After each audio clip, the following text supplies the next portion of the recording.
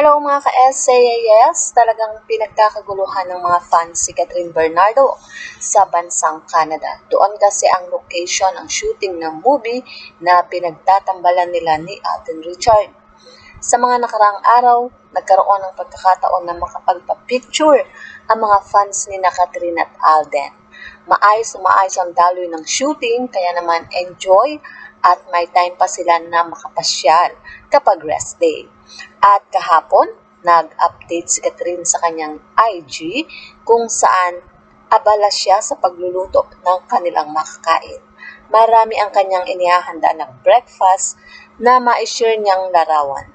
Tuwang-tuwa si Miss Amy Austria nang makita ang mga ginagawa ni Catherine na pag-prepare ng food. Kaya naman, napakomento ang aktres sa post na ito ni Catherine Bernardo. At ang say niya,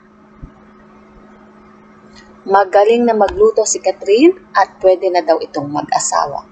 Marami ang nag-like sa komento na ito ni Miss Amy Austria na umabot sa 1,616 likes.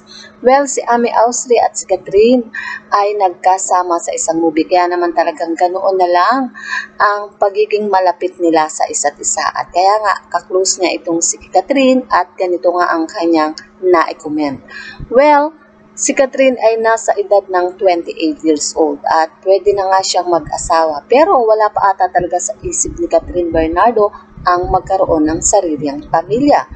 Tila enjoy pa niya talaga ang pagiging single niya at tutok pa rin sa kanyang karir na maganda ang daloy.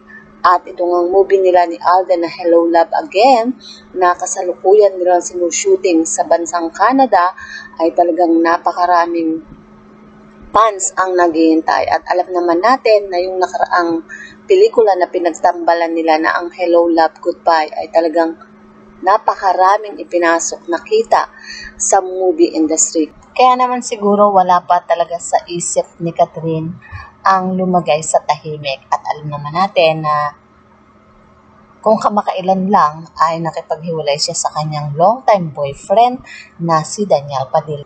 Well, mga ka-SAAS, yan nga po ang ating balitaan. At kung inyo naibigan, put your comment down below. At syempre, huwag kakalimutang mag-like, share, and subscribe.